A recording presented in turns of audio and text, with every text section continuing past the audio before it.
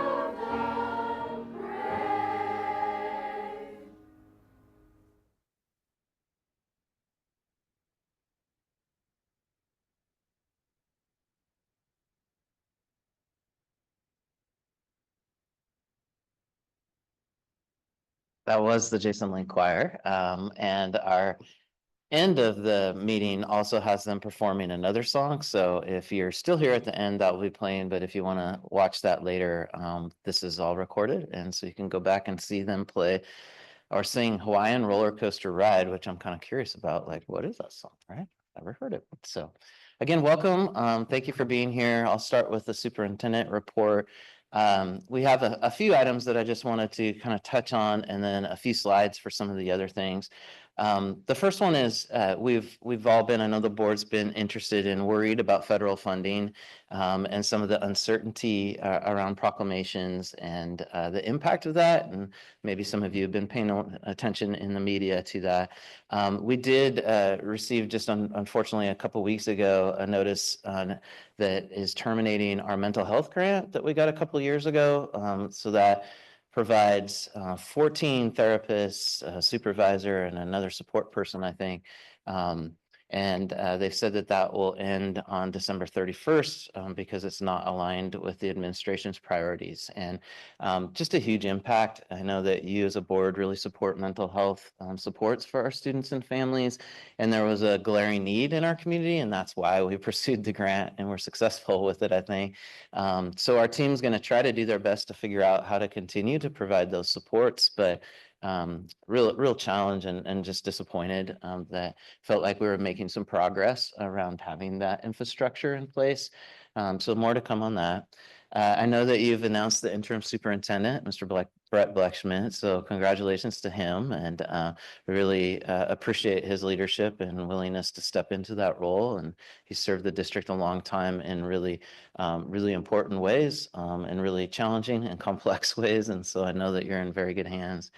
I do have a few slides on the strategic plan update, the cell phone policy update, student staff boundaries. Some of the legislature slides are a little longer. And then I'm going to take some liberties in my last two board meetings. So I'll talk a little bit about bright spots. So as you know, our mission here, each student every day. If you came in today, you might have had an opportunity to grab a flyer. One of our progress monitoring aspects of the strategic plan is to regularly report back to the community what's happening. This flyer highlights some amazing work and partnerships in the community that have resulted in some grand openings coming up, and I have a slide a little bit later about that, and just tremendous opportunities for kids. So you can read more about that here. You can also scan the QR code and go to the archive of that strategic plan progress monitoring site. This is just highlighting what's on that slide. I know I saw Mr. Gerard earlier, and there he's back there. He typically makes his way to the public comment, so I'm sure we'll see him, but just want to publicly recognize him. Without him, this would not be happening, and we are going to have a groundbreaking tomorrow at Fort Vancouver High School. You can see some of the work that's already at play. Then we're opening the Endeavor Technical Trades officially with the ribbon cutting on May 20th. These facilities are going to give our students amazing opportunities and experiences, and they're all privately funded through partnerships with our community. So just a huge, huge win. A couple of weeks ago, there was an event at the Bay site where there was, John has organized where employers come into the community, matched up with students, they do interviews, get to know each other. It's like an amazing experience. So just great news. I wanted to celebrate that, and that's definitely in the strategic plan centered on student-centered community. So huge, huge opportunities for us and our kids. The cell phone policy, tonight you have a first reading. This has been a year-long process of doing some research, listening to our advisory groups, just kind of trying to really get this right. We know there's not a silver bullet answer for this. Like, this is just something in our society that we wrestle with. But we've also heard, and you've shared, that being a little more consistent at the district level is important to support our students and staff and families. So I know that there was an opportunity for people to continue to give feedback on that. Director Decker was busy responding to some people who gave feedback on that.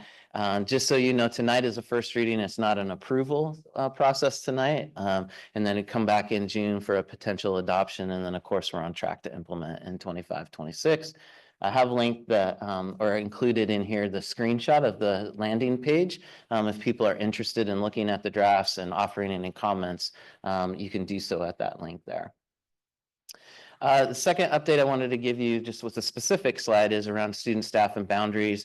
We've talked about this in each of our last board meetings, that really taking the investigation and the findings from the situation at Hudson's Bay and really trying to help our district get better and learn and grow from that. There was messaging that went out to the community last week related to this. There are like 5 main areas that we're working on. One is around just leadership positions and staffing. The second is around student learning and training. We got great input from students about the lessons that we have around boundaries and how we can make those better.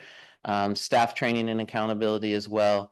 And then our investigations and how we handle those and the processes for those, and then policy and procedural updates. And Taylor Richmond will give you some updates tonight on some of those. So just want to call out the messaging that's going out to the community related to these things. I'll pause and see if there's any questions or comments from the board at this point. Okay, I'll keep rolling. So the budget development process, and this ties with the legislative update. We're right smack dab in the middle of at least this graphic of giving you an update today and some recommendations. Last year, it was a much more difficult process. This board meeting last year was actually where you approved a reduction in force, and it resulted in over 260 staff positions being eliminated. So this year is a little different. So some of the highlights from the legislative session, a lot of the work that really is going to impact us in public schools centered around special education. And so there's some technical finance drivers here, I guess, that everybody may not be familiar with, but the legislator removed the cap. So that is, there was an artificial limit that if you crossed over students needing services and qualifying for services, but they were above 16% of your student population, you just didn't receive the funding for them. So that felt like a wrong that they needed to right for a long time. So we appreciate that. And then there's also some enhanced funding that comes for students that qualify for special education services, and they increase the multiplier on that. So that drives more revenue for those students to make sure that they're getting the services that they deserve. And then there's also this process called safety net funding for students that really require a lot of extra services. And so the cost of those services qualify for what's called a safety net. And so they've done some modification for that. And then the last area where there was some increase was around our non-staffing costs, so things like insurance, utilities, and there was some modest increases there. So some of those positives translated into just dollars. You can see kind of, and again, this is Brett doing great work of trying to estimate all these impacts. The legislative session just ended, a week and a half ago, and so trying to analyze all those things. But we see kind of a net $12 to $13 million range as a positive versus last year's budget. And just to put into context, though, you approved a 39 point something million dollar cut last year. So that was the deficit that we faced. So grateful for the legislature. They had a lot of hard work. Also felt like the gap didn't close quite as much as we'd hoped. And each year our expenses continue to increase. And then we have that challenge of we're graduating larger classes than our kindergarten cohort. And so we're an enrollment driven entity. And so that has an impact. You can see some of those other impacts in there and about the $13 million range as well. So it kind of just all washes out a little bit. And there's not many adjustments to the budget that we'll be proposing for you and still getting input from you on. There is this idea of days cash on hand, and I'll talk about that a little bit in the next slide. Just think of that as our savings account, fund balance. There's lots of different terms for it, but just trying to have an emergency fund in place. We're looking at really not having to do a formal reduction in force this year, but there will be some minor tweaks to the budget, just like there is in any year. Brett made this last note here about, the legislature did make some investments this year, and this was the first year of a biennium. And typically when you see the larger investments is the first year. So next year, we don't really anticipate a lot of gain on this. And so this is kind of the reality for the next couple of years. And so just being mindful of that and really thoughtful, especially given what's happening at the federal level. I know as a board, you want to make sure that all the variables that you have control over, that you're really managing those to balance out the needs of students and staff and families. This financial warning system, Columbian did a nice report on it. This is a very delayed indicator. And so we were on the financial warning watch list this year. It's actually because of the budget the year before. And so a lot of the work we did around reducing our staffing was a result of the trends that we were on, and we needed to correct those trends. And so there's 4 indicators of the financial warning system for the state. Number 1 and number 2 are things that were addressed with the reductions. This day's cash on hand is something that as a board you're going to have to wrestle with, because every dollar you want to invest in students immediately, but it's important to also have enough if something changes. And there was some legislation that was proposed by the legislature this year that did not pass, but it was for them to hold back on the apportionment. And so a lot of our things are done monthly, but they were going to hold those funds and not deliver them as regularly to us. And if that happens, then we would need cash on hand to make payroll and do all those things that we need to do. So this is a really important indicator that I just want to call to you. I know you know it, but publicly I want to make sure people are paying attention to that. I'll pause there and see if there's any questions. No questions, but that was a lot of information. Because there's a lot of things going on. And so I appreciate you kind of sharing some of the highlights and also some of the not so great things. Well, it's great. In my mind, the highlights are more funding for special education, but then like you pointed out, they cut our mental health grant. So it's like one gain here and one loss here, and that's concerning to me. So I would like to figure out a way to keep those mental health supports, because I think that is important for our students. But I don't know. So thank you for those updates. I'd also just like to acknowledge that last year we were going through this, and we may be pretty focused on what happens in Vancouver, but Battleground obviously failed. They failed their levy a second time, so they're in a significant budget reduction process right now, and that affects all of us when we think about the services in our community. I know Camas is going through their budget. It's been very cyclical, and so Evergreen kind of started us off, and we went through, and other districts are going through it now, and you know, it's indicative of just a lot of things that are really difficult right now and complex. And it's not unique to public education. I think any service organization is struggling with this. So. Okay, you want to go ahead and share a screen, Jefferson? So, number one, like it has been an honor to serve as superintendent for Vancouver Public Schools. When I started out as a teacher here, I never thought in a million years that I'd be running a board meeting or supporting running of a board meeting. And it kind of struck me after the last meeting that I only have 2 public board meetings left. And a lot of board meetings have been really challenging over the last 10 years. We've wrestled with a lot of really complicated things. One of my favorite things that I get to do at board meetings is before the awards and before public comments, I get to do my superintendent report. So everybody has to listen to me for a little bit. And I try to make it as brief as I can, but I do want to highlight important things that I think I would want to know if I was in a community. But I also want to highlight things that I think need a light shined on them. And I have this privilege as superintendent of getting to see just the humble leadership and service of our staff and our students, and it just is amazing. And I wish everybody could see it every day. We had a community leaders advisor at Fort today. We toured, went into classrooms. Mr. Castro Quintanilla did an amazing job. I think there's a lot of perception about what happens in public education in schools. And then there's always some truth to perception. But the reality is that every day we have 21,000 students come to school, get fed, have engaging experiences, have facilities that are well cared for. We send them on home. Every day I'm nervous until that last one gets home, right? It's quite an operation on behalf of the community. And I just wanted to take a bit of time to shine a light on some people that sometimes don't get some recognition. And so we have our employee recognition after this.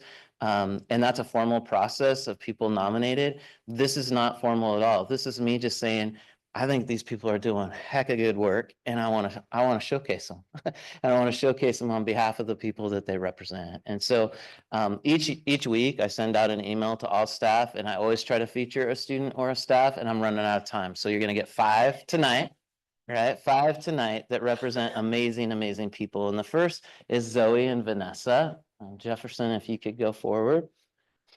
So Zoe and Vanessa are part of our para-educator teams at Jim Tangeman Center, but our para-educators are amazing, right? And they come in and do really, really difficult work.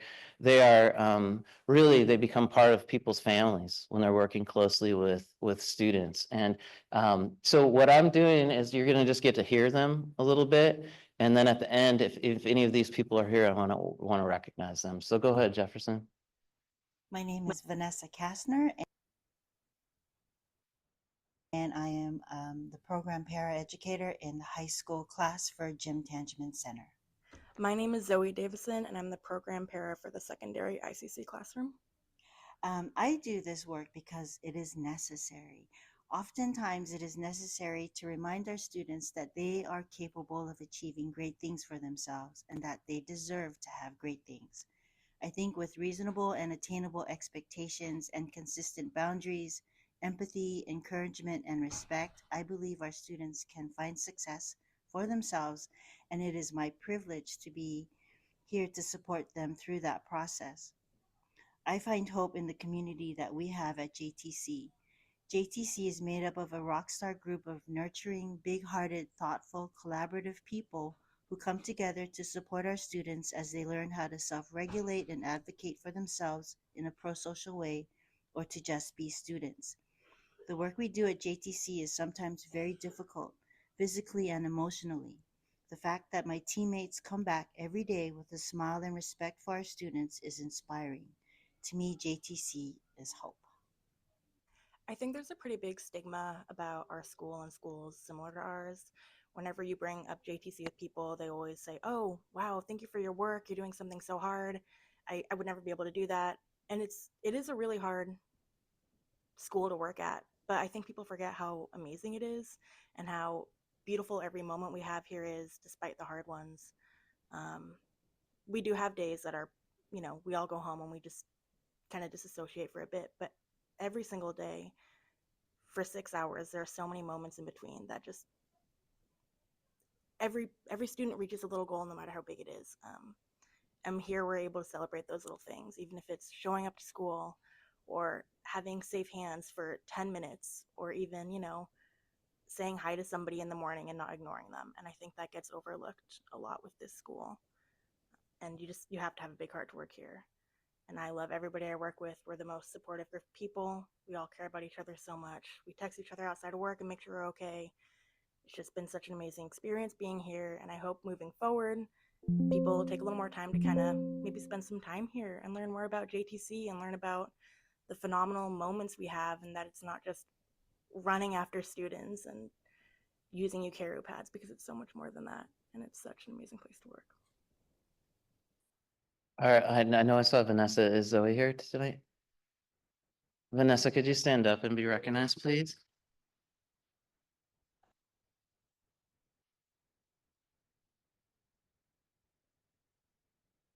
Our next group is represented by Susan Marino. And Susan, if you could advance to the next slide for me. Susan, not only is she the manager at Alki Middle School for the nutrition services team there, and you can see Alma and Lindsay as well. But Susan serves on the staff advisory and has been just a critical part of that team and just brings a great voice to it. And another thing that she does is she sends me these pictures of like amazing food that they're having. And I like food is like to my heart, right? And it's probably better I see the pictures and not eat it all the time. But that's what she sent me this morning. It was these peppers that she made into smiley faces. So you can imagine like middle school, like, do you remember when you're in middle school, you're trying to be kind of cool and have it all figured out? And then you see a little pepper with a smiley face on it, right? Like how better way to spend your lunch? So we'll listen to Susan talk about her work here. Hi, I'm Susan Marino. I'm a cafeteria assistant at Alki Middle School, and I'm also your SEIU chapter secretary. I always knew I wanted to work in a school setting because I wanted the same schedule as my kids, so I could be home with them when they were off of school. But I have grown to love what I do, and I make it a point to connect with as many students as I can, learning their favorite foods, getting suggestions, and just talking to them. Because our job is more than just feeding the kids. We want to educate them as well, introduce them to new food types. Also, even though we only see them for a short time in their day, we notice them. We can recognize when a student is having an off day, or if a student may not have enough food at home. We can then talk to a counselor or admin to check on that and get them some resources if necessary. We ask about their day, how was their game? We even go to the games to support them sometimes. It's my hope that we are providing the food and nutrition that they need so they can be nourished and successful throughout their day. Hungry brains can't learn. When students thank us for the good food and are appreciative of the love and care we take in preparing it for them, it makes me feel that we are doing the right thing. And with the education and food we provide them, students will see the importance of a healthy and balanced diet and see how it affects their daily life and hopefully continue that mindset into their future. Susan, could you stand and be recognized? I know you want to do that.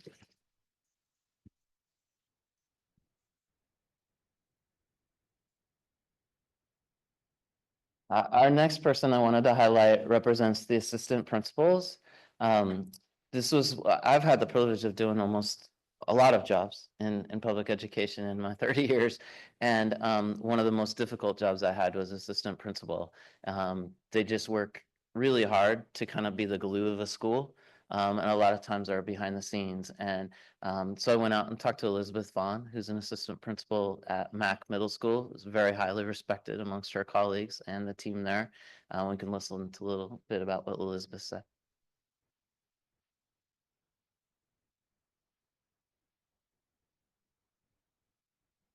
My name is Elizabeth Vaughn. I'm an associate principal at McLaughlin Middle School. I was a teacher, a math teacher for quite some time, and I really enjoyed teaching a lot. Moving into administration is not something I actually wanted, but it happened, and I'm glad that it did. It's kind of one of those things where I kind of took my love for teaching and was able to incorporate it into a full building. And what's cool about it to me is the fact that I get to work with staff and students and families and just kind of work together to help support students really every day. It's a lot of work, but it's good and it's important work. I would say that it's important to remember that we do this as a team. It's not about any one person. So when I think about the different mentors that I've had over the years and who has encouraged me and inspired me and taught me different things, I just realize it's really important to remember that we're doing this as a team and that we're here to support each other so that we can better impact our students. Aside from just working with those within the building, working with the families, because really we're helping to shape their kids. So it's a really an honor to be able to do that. I would say what brings me hope is, I guess I'm thinking about the students that I run into, former students, both for me and my husband. He's also an educator. And it's pretty amazing when we run into kids that we had and they're older and they've got families and they're sharing their stories and what they did. And when they talk about the impact that we've had on them, it's pretty amazing to hear some of the things that they say. And so, with me having been somebody who's now taught from kindergarten through 12th grade, I've done all levels. It's really awesome to see how far they can go. And just to know that even in those hard moments, in those hard times, it pays off in the end. Elizabeth, could you stand and be recognized, please?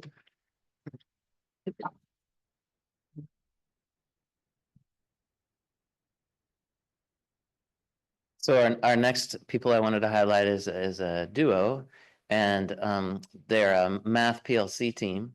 And I wanted to highlight the PLC team because you all as a community have given us an opportunity to have an early release. And sometimes you don't know what people are doing during that time. And it's really important work to try to prepare and make sure the learning experiences are great for students. And so I asked Celia and Rebecca to just tell us a little about that. My name is Rebecca McMurrin Hossam, and I am an 8th grade math teacher at McLaughlin Middle School and the volleyball coach. And I'm Celia Antonini. I am also 8th grade math teacher at McLaughlin Middle School. For PLC work, we have really bonded together and keep adding each year to that and trying new things, and that being willing to try and not stuck in your mud or stuck in where you are, stuck in your rut of where you teach is probably really, really, really important. The kids are like these kids are great. They're so much fun. They're so much energy. Best kids. We love them. Mm-hmm. I think it's just knowing that you'll fail and just accepting that and using that as a way to grow. Like once we reframed our mind around that, we failed kind of big on something this year, but we were able to reflect on it and be like, okay, well, that didn't work for our goal. And then we tried something we didn't really want to try, but we're like, we're going to do it anyway. And it's been amazing. So try things, just try new things. Is Rebecca or Celia here tonight? I don't think they were able to make it. So can we give them a round of applause as well?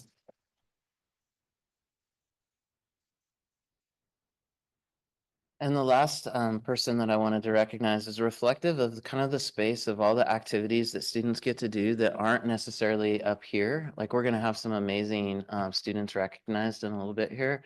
And there's also a space of just clubs and activities that like keep kids really engaged and a part of their community. And if you've ever had a chance to hear the one of a kind drum line, like it's phenomenal. And it's K through 12 all in a room. I tried to be in there and a sixth grader was trying to help me and I can't multitask that way. Maybe my gift is multitasking in another way, but not on a drum set. So I'll let you listen to Eddie talk about why he does what he does. My name is Eddie Esparza. I'm an advocate at McLaughlin Middle School. As an advocate at McLaughlin Middle School, I love working with the students as I get the great pleasure of helping to shape the lives of future members of our society. And as a greater part of my life that is truly my greatest passion of all, which is my one-of-a-kind drumline program, which I have the great joy of being the director of, I get to spend 4 evenings a week where I get to come together with the students and share space and work with them and their families to help to reinforce and support creating global citizens, which is a true passion of mine, as I had people help me in this community to become who I am today. And that's my biggest goal of doing what we do and using the drums as a tool to get there.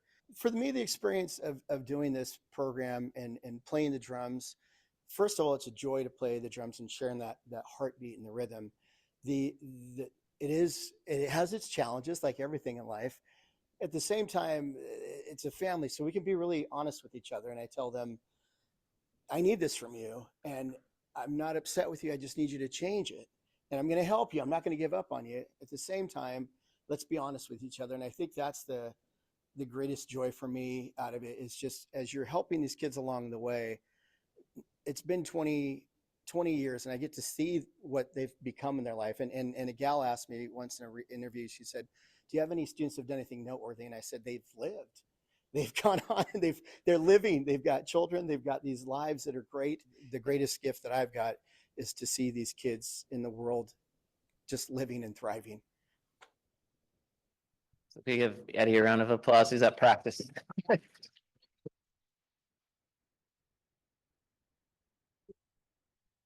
Eddie, you're here, you made it. Congratulations, Eddie. I have the Bright Spot Award. This is something when I go out to schools, it's just quick and easy. And we always just ask the principals, like, who should we shine a light on today? And so we have those. These are the Bright Spot Award tonight. So I'm going to give it to Elizabeth, Susan, and Vanessa and Eddie, who are here. And then we'll get the other ones to the ones that couldn't. And can we give them one last round of applause?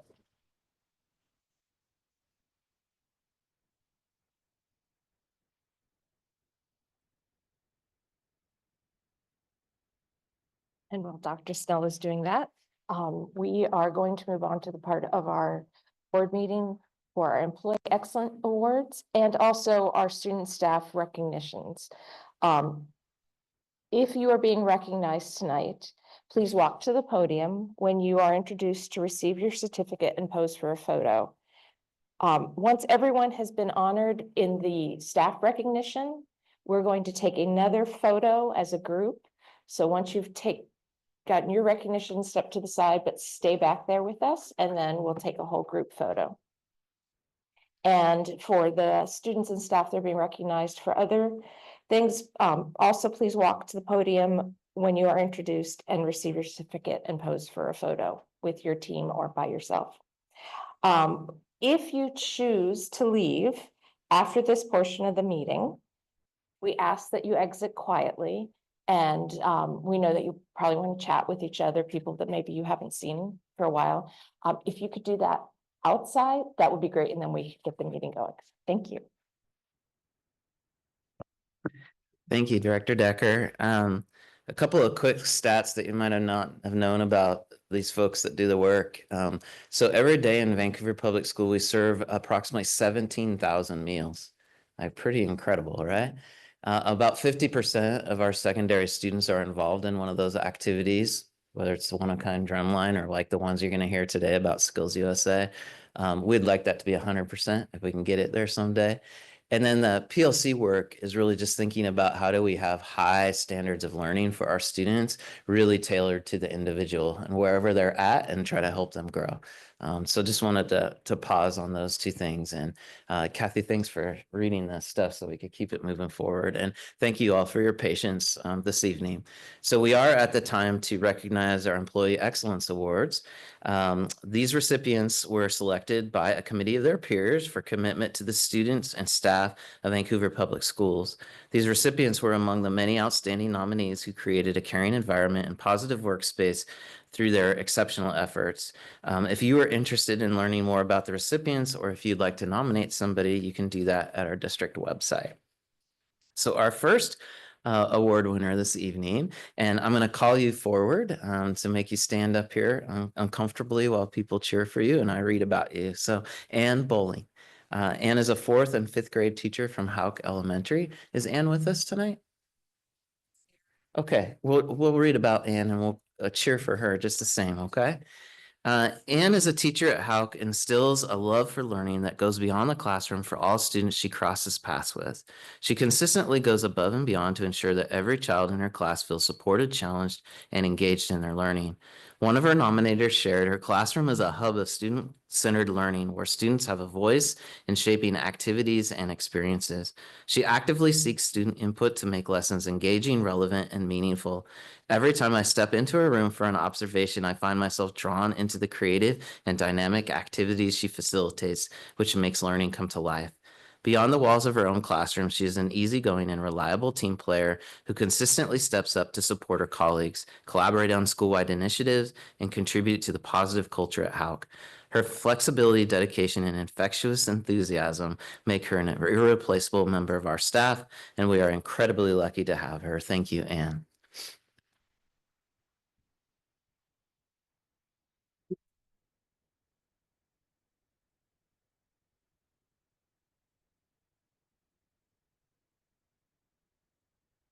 Leslie's unable to be with us tonight as well. She's actually at her son's UDP is playing Oregon State in baseball tonight, and her son is tearing it up. He's doing a great job. So we'll deliver. Yes, we'll deliver that to her as along with Anne. I'll make sure I keep everything straight here.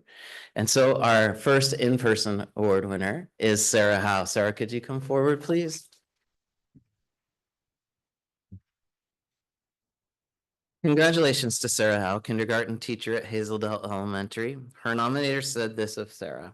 Sarah is a brilliant kindergarten teacher. She has a vast knowledge of early childhood developmental skills and is a huge advocate for our youngest learners and is constantly collaborating to get the support her students need to be successful in school. Sarah understands the developmental stages of kindergartners and uses this knowledge to help our team set meaningful goals for our students. Sarah has helped our building pave the way for academic excellence in the early grades. Her work and input around the science of reading practices and math fluency has led to our students having a solid academic foundation as they prepare to move on to the intermediate grades. She is a crucial part of our school and an invaluable member of our team. Thank you, Sarah.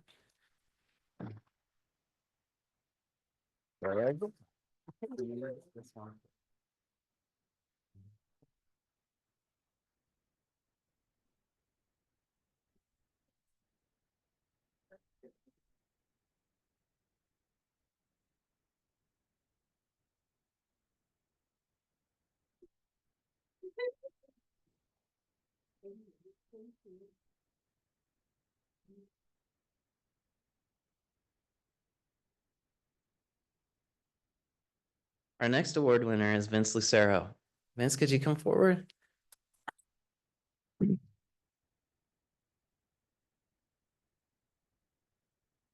Congratulations to Vince, a district resource officer at McLaughlin Middle School. A fellow DRO nominated Vince, noting his strong embodiment of integrity, safety, leadership, and professionalism, all qualities of an excellent DRO. Vince takes the time to explain safety rules and drills to students, which helps them understand why these things are important and creates a shared understanding of school safety. You can always count on Vince to be on time and dedicated to his role, and he treats everyone he interacts with, students and staff alike, with genuine respect and care.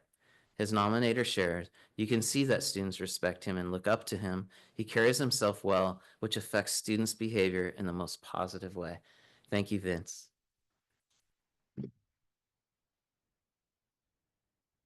And I understand Vince's mom is maybe watching on the, yes, so I want to say hi to mom as well. Yeah, so congratulations.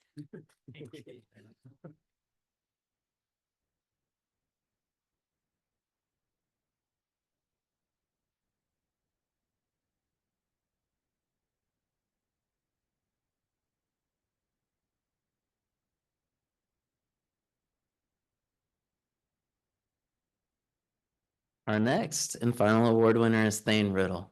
Thane, could you come forward?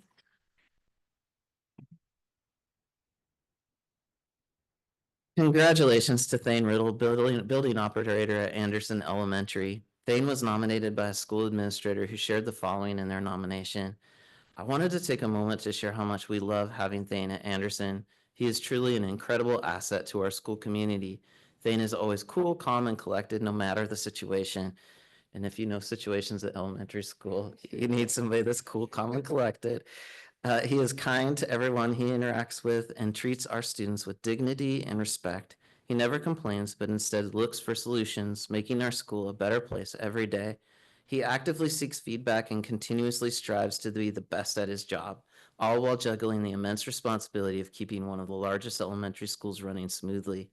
His dedication, professionalism, and positive attitude make a real difference at Anderson, and we are incredibly grateful to have him on our team. Thank you, Thane. Thank you.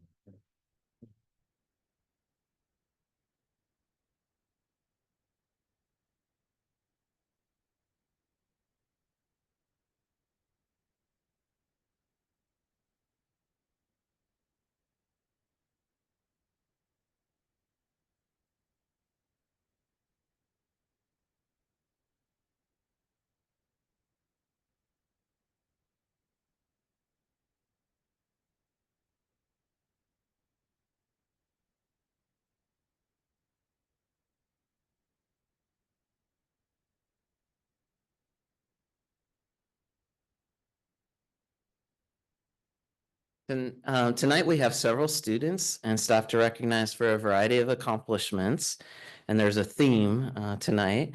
But our first award winner is a National Merit Scholarship recipient. So please congratulate me in bringing Jonah Travers Power forward.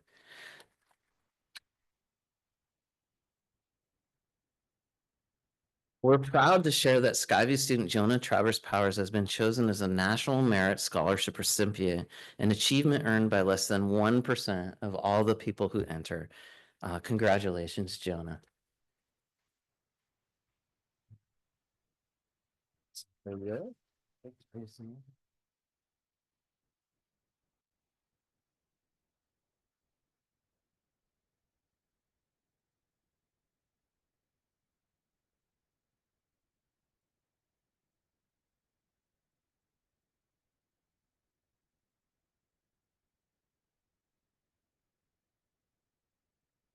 Our next recognition is actually for Truman Elementary, which was just recognized for growth by the State Board of Education. They were recognized for their growth during the 23-24 school year. This distinction, awarded to only 16% of schools, signifies that Truman has demonstrated some of the state's largest annual improvement across various measures, including attendance, assessment scores, and English language learner progress for at least one student group. This success is a testament to the hard work of the staff and the strong support of our communities, our families. Is anybody from Truman here tonight? Congratulations. Way to go, Truman. Would you like to come forward?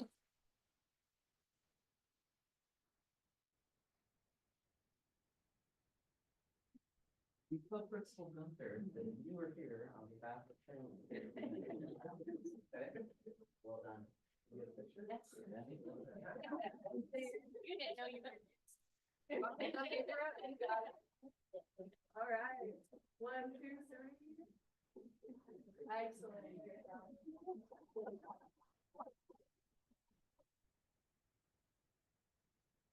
That was Isaac. Good job.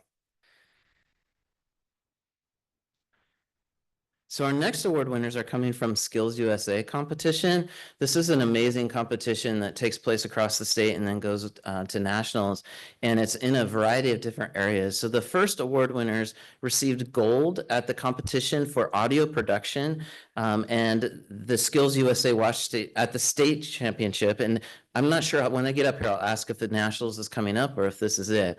But Jack Melton and Nicholas Campos from VSA, if you could come forward.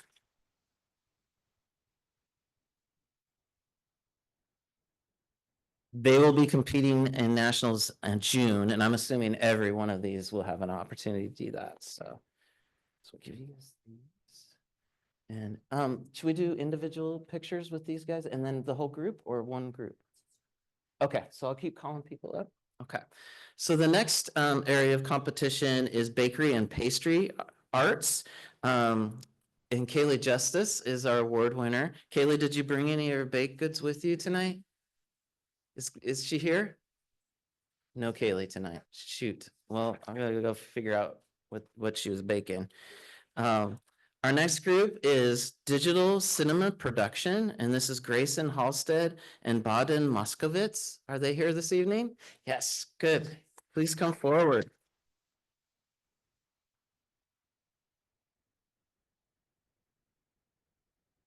So we made a movie. Yeah, they gave us a week to make a movie, and they gave us the prompt. This time it was invisibility. We made a movie in a week. We went there and they made us edit a trailer of it, and we submitted that. Yeah. Congratulations. Thank you.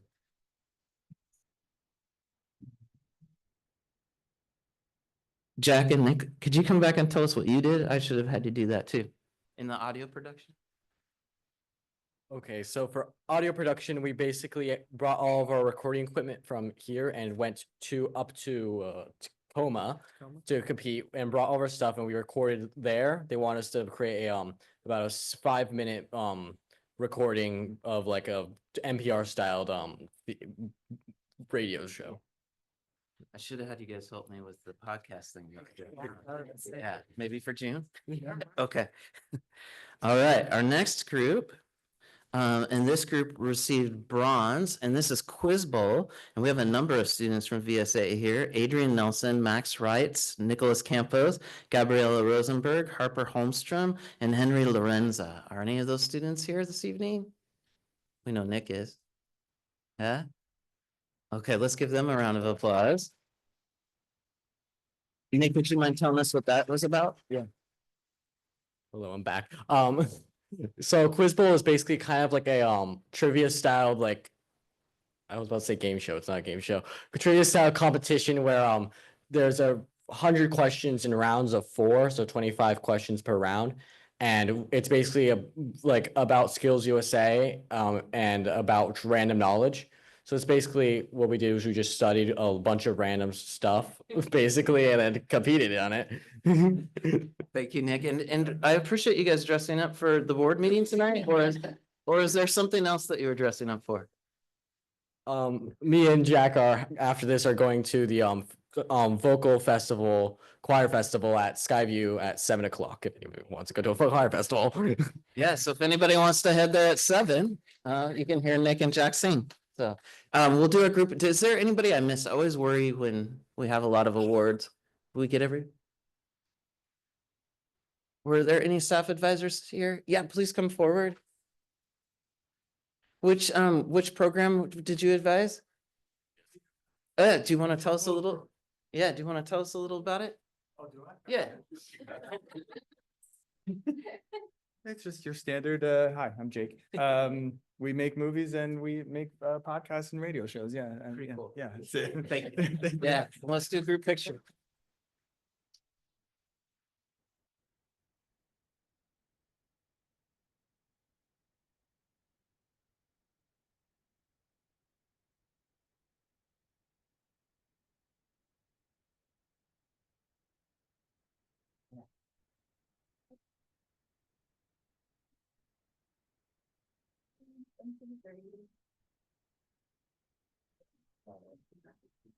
Thanks for coming.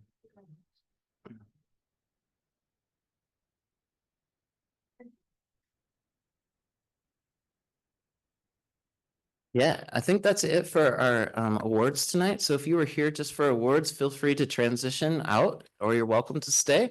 And Director Decker will start the other part of the meeting here shortly.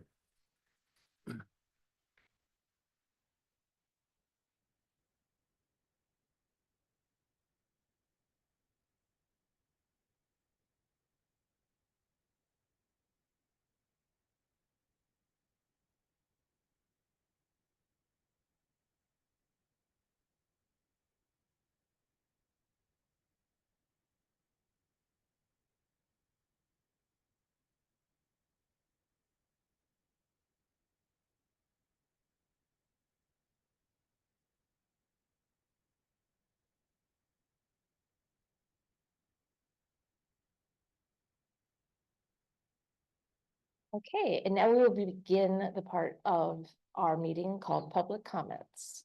Public comments is the time in our meeting where the board and administrative staff welcome comments from the public. If you would like to address the board and did not have an opportunity yet to sign in at the start of the meeting, please do so now. And it's at the back at the table right there when you came in. You may continue to sign in at any time during the public comments portion of our meeting. We ask that you approach the podium, state your name and affiliation with the district for the record. You'll have 3 minutes to make your comments. When you hear a chime, please conclude your remarks. If you have materials or additional comments you would like the board to review, please hand them to the staff at the back of the room. This information will be provided to the superintendent and the board. Because most matters require fact-finding and review, and the state's Open Public Meeting Acts restricts deliberation on topics that have not been placed on the publicly noticed agenda in advance, the board does not respond to any public comments made at this time. If follow-up action is necessary, the board will ask the superintendent to work with the administrative staff to consider the information and respond accordingly. As a regular business meeting of the board, we expect everyone in attendance to conduct themselves professionally and courteously during the meeting. Speakers are also expected to be respectful. The board asks that personnel complaints, let me do that again. The board asks that personnel complaints be submitted in writing rather than during public comment. Please also remember that your words have impact and that you, not the school district, are responsible for what you say during public comment. We caution all speakers that it is possible that your statements could violate the rights of others under various laws, including laws protecting privacy and laws prohibiting defamation. If you are unsure of the potential legal effect of your remarks, you should seek independent legal advice. In any case, we ask that you help us model for our students what a respectful and inclusive community looks like and sounds like. We also ask the audience to refrain from clapping, cheering, or commenting while others give public comments, whether you are in support or against. We recognize that there are diverse beliefs and feelings across our community, but one thing that we have in common is that we all want to do what is best for our children. We are here today to work towards their future. Disruptive conduct by speakers or the audience may cause the meeting to be adjourned and all audience members to be removed. Finally, the board appreciates, listens, and cares about the broad range of perspectives in our community. Thank you in advance to everyone who provides public comment. Don't have any online. We don't, all right, don't have it, and I don't have. Oh, there we go. Okay, sorry. Stephanie Moristodi, sorry. Right over there. Thank you.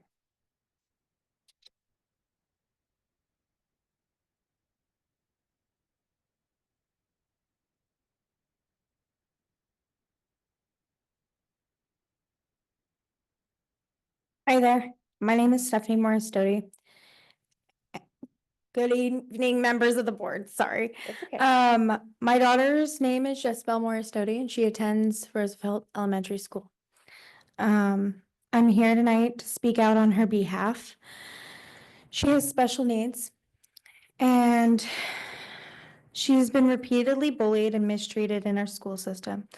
This issue is heartbreaking, but unfortunately it's not unique. According to the National Bullying Prevention Center, students with disabilities are 2 to 3 times more likely to be bullied by their peers. A report from U.S. Department of Education Office for Civil Rights also found that students with disabilities make up a disproportionately high, number of bullying victims in schools nationwide. This is not just a statistic. This is a real child in our community. Someone who comes to school hoping to learn, to belong, and to be safe. Instead, they're met with ridicule, isolation, and emotional harm. We cannot allow this to continue. These students are not asking for special treatment. They are asking for basic dignity, safety, and the right to learn in peace. Our educators need support and training to recognize the signs of bullying and to intervene effectively. Our policies must be enforced, and more importantly, our culture must change. Every child deserves a safe and supportive learning environment. That includes children with disabilities. And I urge the board to act not only for my student, but for every vulnerable child who might be suffering silently. Thank you for your time, and I hope for your commitment to doing what is right. Thank you, Stephanie.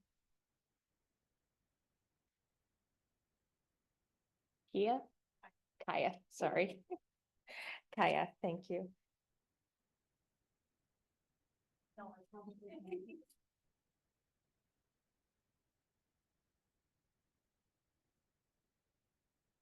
Can you guys hear me? Okay. Yes. Hi, my name is Kaya Collins. I am the aunt of Jezebel Morris Doty. I was also a student at the Vancouver Public School District who had dealt with severe bullying when I was a child as well. And I'm very nervous and concerned for the safety of the students in the Vancouver Public School District because I was once a student of the public school district, the Vancouver Public School District, that had to go through a lot of hardships. I lost friends because of bullying in high school.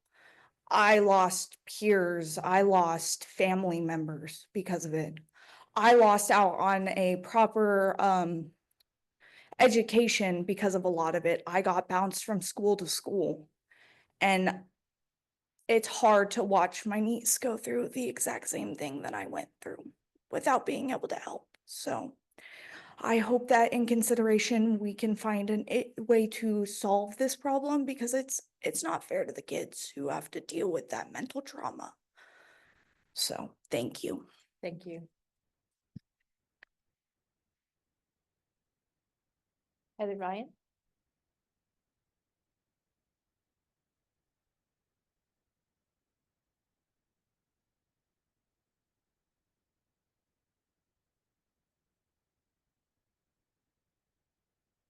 My name is Heather Fyan. I'm a mother of two in the Vancouver district area, and I want to thank you for over the years that somebody once recently told me that change takes a lot of time, right?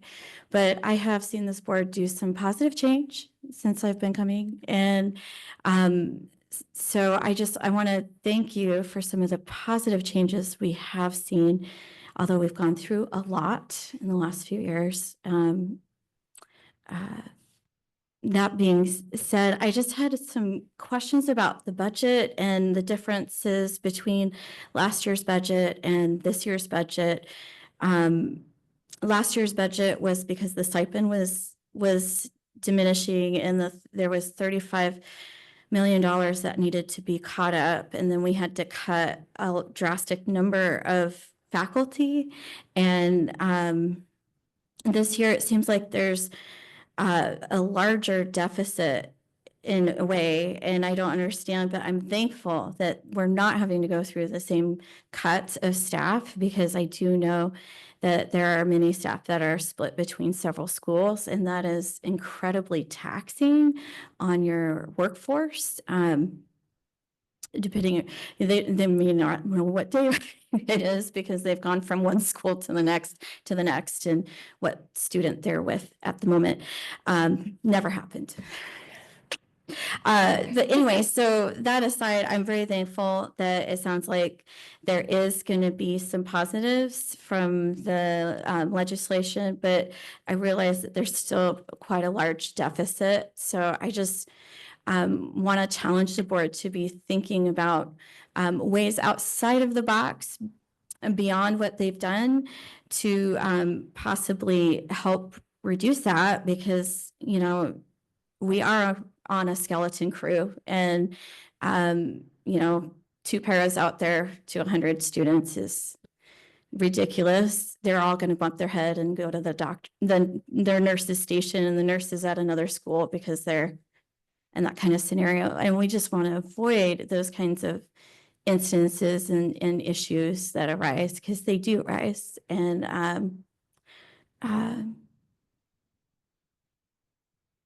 I guess I'm speaking from an area of concern, and I wish you guys the best. And I wish you the best, Dr. Snow. I really do. That's it.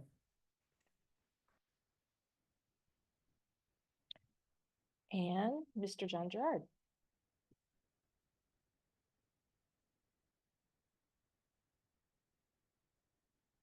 John Gerard, owner of Quail Homes here in Vancouver, Washington. Just want to give you some updates on our CTE construction efforts. Today, we had a toolbox event at Lincoln Elementary. I had the pleasure of working with a young girl. By the time I was done, I nicknamed her the Crooked Nail. She could not get the nail straight in, but we got it, and she had a great attitude. The 15th Chinook will have one at 12:30. Dr. Snell announced the fort groundbreakings tomorrow at 11:30. Bay is on the 20th. I want to share with you what Dr. Snell was talking about was the grade 13 event. This was a vision I had since my coaching days at Fort. I really saw that students really needed the network coming to them. And so we had 52 employers there and 75 students. Vancouver schools probably had roughly 15. And the idea is it's speed dating for job interviews. And so today at the Lincoln Elementary, the River students were there, or River Rapids, right? They were there, and 2 of the students were seniors. And right now they have, each kid has multiple companies hounding them. They're going to get hired. And what's really funny, 2 of these companies that are going after this one kid, I had the heating and cooling and plumbers all in one classroom at the new building. And the heating and cooling guys are going after this kid. So next year when they're sitting together, that should be kind of fun to watch the dynamics, because they're all very competitive. I would like you to write down, if you could, the board and Dr. Snell, we have a new website, cicnw.org. And that's to help unify everybody. That's Careers in Construction Northwest, cicw.org. You may be asking, I'm wearing a hat. We launched this at that grade 13 event. And my wife included over the years on Wednesdays would wear her college swag. I go to a meeting the Wednesday before this grade 13 with these instructors. They're wearing their college. Say, hey, what is that? I ask them. Well, it's College Wednesdays. And then we had a superintendent from La Center in our advisory meeting. He says, why don't you do Trades Tuesday? So you will be seeing Trades Tuesday coming in, and we'll we'll get free swag, and we're going to kind of fight fire with fire. Okay, thanks.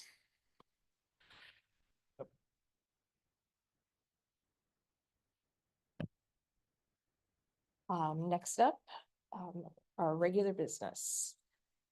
First up is approval of our minutes from April 8th, April 15th, April 22nd, and April 29th. Do I have a motion? I'll motion. Do I have a second? I'll second it. Any need to discuss? Okay, let's move to a vote. Director Barrows? Approve. Director Smith? Approve. Director Sprawl? Approve. Director Zavala Ortega? Approve. And I approve, and it is so moved.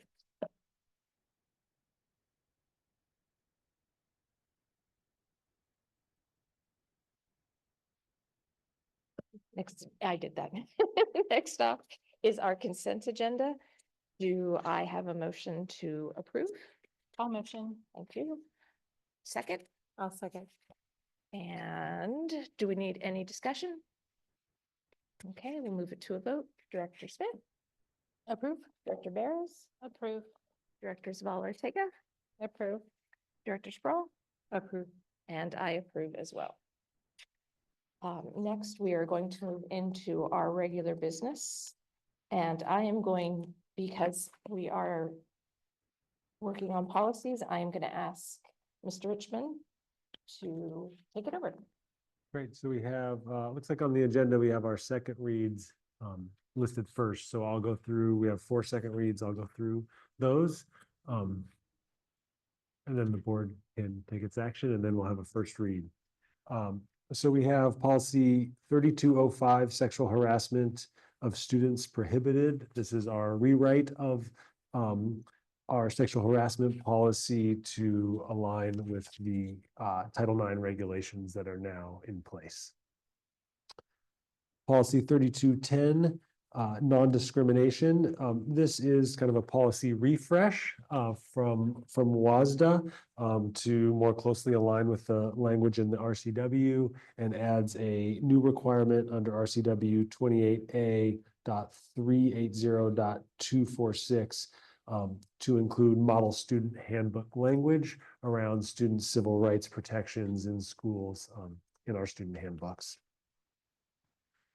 Policy 4040, public access to district records.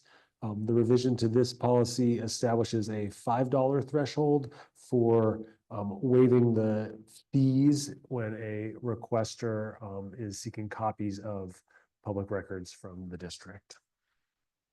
And finally, policy 5011 is our sexual harassment policy for our district staff. Like the student policy, this is a rewrite to align with the current Title IX regulations. Do I have a motion to approve policy 3205, 3210, 4040, and 5011? So moved. Do I have a second? I'll second. Any need for discussion on these policies? I was just going to point out, just that we have reviewed these already. These are, this isn't the first time that we're seeing all of these. And so we've gotten all of our questions answered and done first readings and talked about them in our committee meeting. And as always, Taylor is available whenever we have questions. And we've had to go back and forth on some of these recently, so thank you. All right, ready to vote. Director Sproul? Approve. Director Zavala Ortega? Approve. Director Barrows? Approve. Director Smith? Approve. And I approve also. And we have one more policy.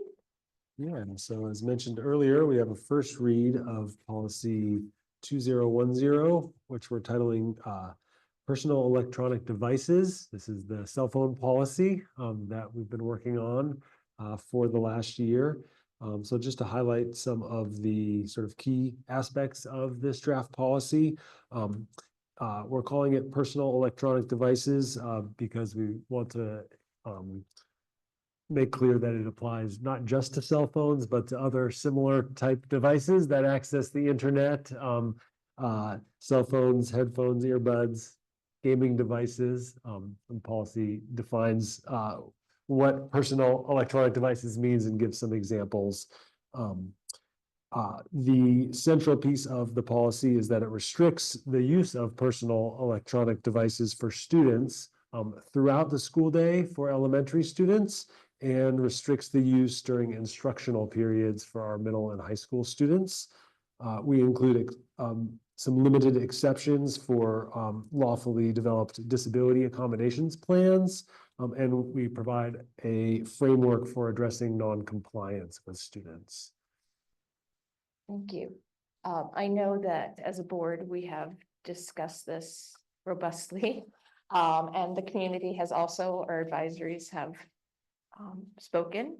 And I was just going to give the opportunity for any of the board members to comment. This is not an actual item tonight, Correct. but we can still comment on it if anybody has a comment to make. I wanted to thank Taylor because we've had many rounds and revisions and drafts that we've worked on, truly kind of an organic living document through the year. And Dr. Snell's leadership of bringing it to all of our advisories. Some of us, I'll name myself, had very strong opinions at the beginning of the year, but I think as a board, we try to go through a thorough community engagement process to really flush through our ideas.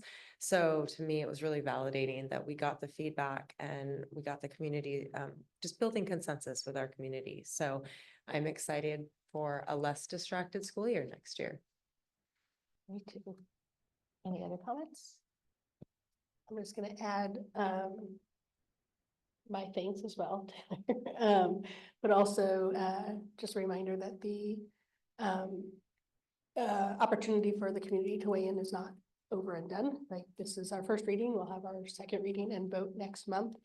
And excellent communication put out by Jessica and her team. I think yesterday or the day before, they sent out an email. There's a link in there. If you have any questions, to please submit them, because we do want this to be a policy that is effective and one that can be successfully implemented.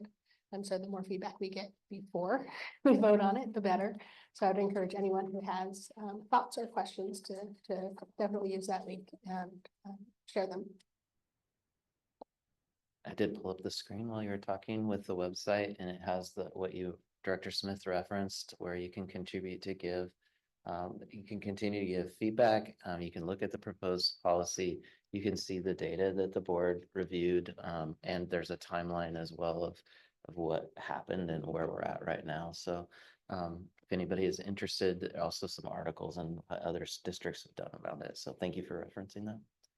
While Director Smith was talking, I just thought of one other thing that I think is important. I think with all of our big policy changes, policies are not hard and fast permanent pieces of work that we put out. We actually review them and we evolve them as needed. And I think we all know that technology is adapting in our lives and how we're engaging in it. So I don't think that we assume we got it perfect the first try, but at least this is a first start, and we'll continue working with, I think, students and staff and families to keep working on this. So work in progress.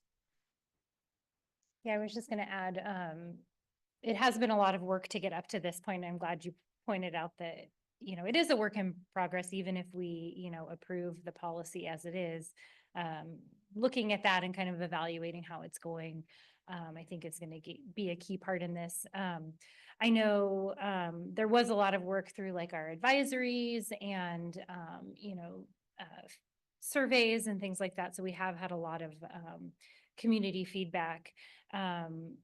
At our retreat that we had, or workshop, not a retreat, our workshop that we had, our all-day workshop back in April, we did have an opportunity to talk to the administrators in a couple of buildings that have kind of in their building done like a personal device ban, and to see kind of how that was going. And I think that helped shape some of my thoughts about kind of how far we wanted to take it with the policy in terms of, you know, a full ban or like how we have it now just with instructional time.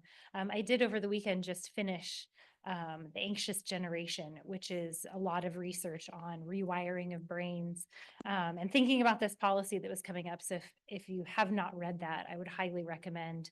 They actually recommend full ban. So I was like, oh, it was interesting. So I think this is a good start, and we'll kind of see how it goes. So I, like Wendy said, I'm interested to see the questions that are going to come about, or if there are kind of continued concerns or just information that we need to kind of clarify on the policy. And I would like to thank Taylor as well. We've spent a lot of time on the phone together in the last couple of weeks. So I appreciate your availability to discuss through the minutia that is policy and procedure.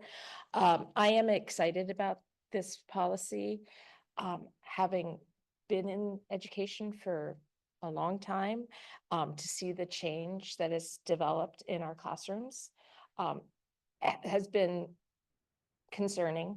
And while this isn't the only change that has occurred, it certainly has an impact on our students. And I am fully expectant that we will have way more engaged learners, as has happened at the 3 schools that spoke with us. So that being said, I believe we are at the end of our meeting. Do any of our directors have any director's report? We had the cultural parade yesterday. I know, I couldn't go. And it was great, despite the rain at the end, to kind of make the program at the end a little bit shorter, but it was great to see all of the students and celebrating just their cultures and heritage. And it's always a fun event for us. So we're sorry that you weren't there with us. It's my favorite thing to do as a board member.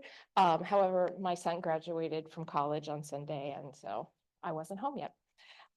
Any other comments?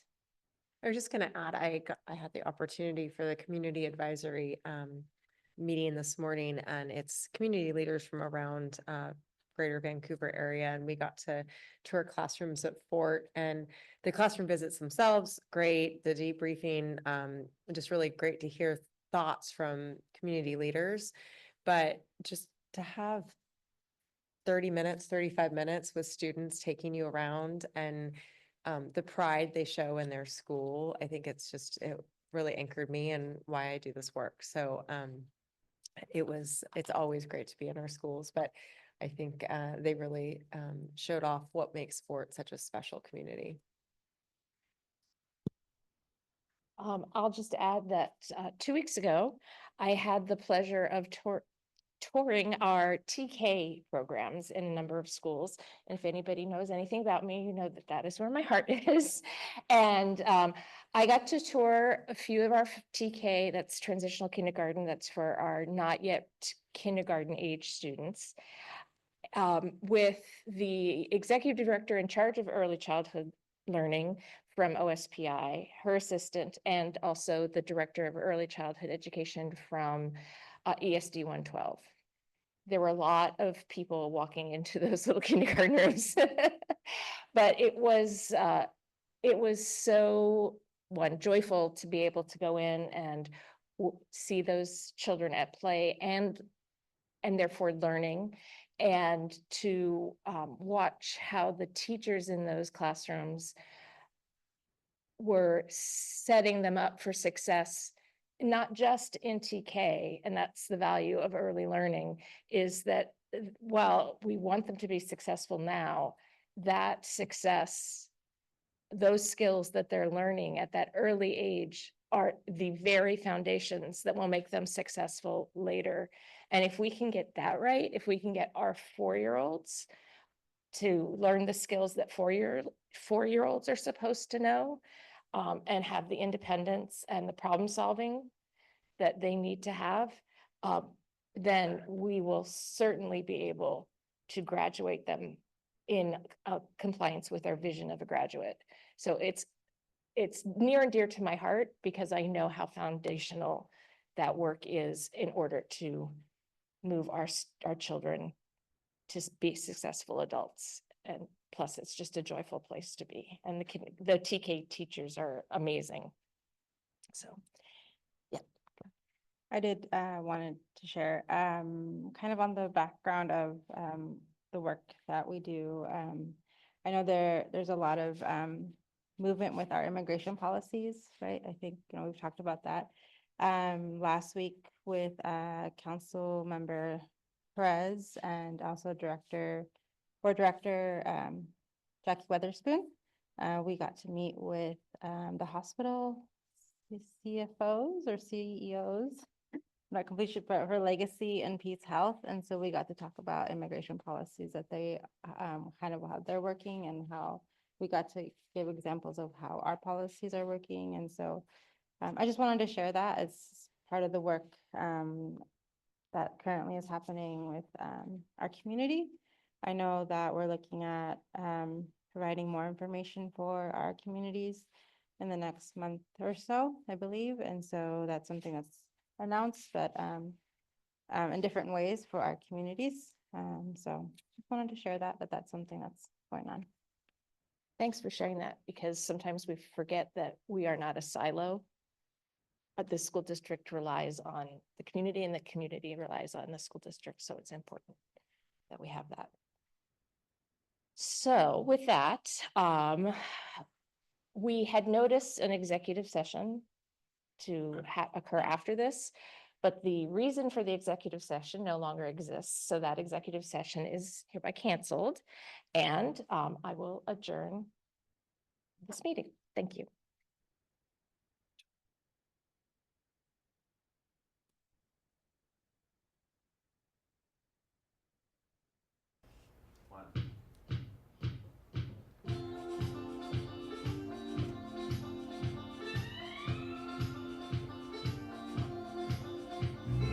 There's no place I'd rather be than on the surfboard out at sea, lingering in the ocean blue. And if I had one wish come true, I'd surf till the sun sets beyond the horizon. Ave Micah Pape Nalu, flying by on a Hawaiian roller coaster ride. Abiki Viki Milo Hilohe, Ave Micah Pape Nalu, Vi'i Nalu La Hala Hala, O Kamoana Manu Panupa, La La La Ika La Hala Hala, Meiki Maiori Iku Moyoni, Hey Hey My Kakue, Hawaiian roller coaster ride. There's no place I'd rather be than on the seashore, dry wet free. On a low sand is where I lay, and if I only had my way, I'd play till the sun sets beyond the horizon. La la la, Ika La La La, Meiki Maiori Iku Moyoni. It's time to try the Hawaiian roller coaster ride.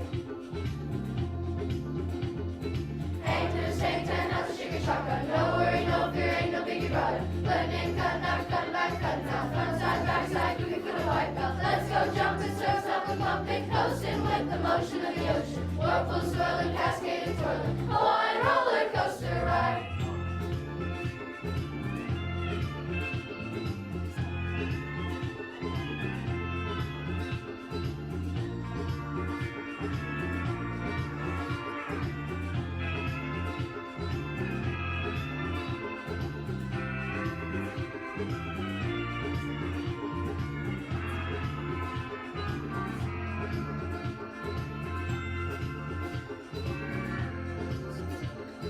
There's no place I'd rather be than on the surfboard out at sea, lingering in the ocean blue. And if I had one wish come true, I'd surf till the sun sets beyond the horizon. Abiki my lovey lovey, Lave Micah Pape Nalu, flying by on a Hawaiian roller coaster ride.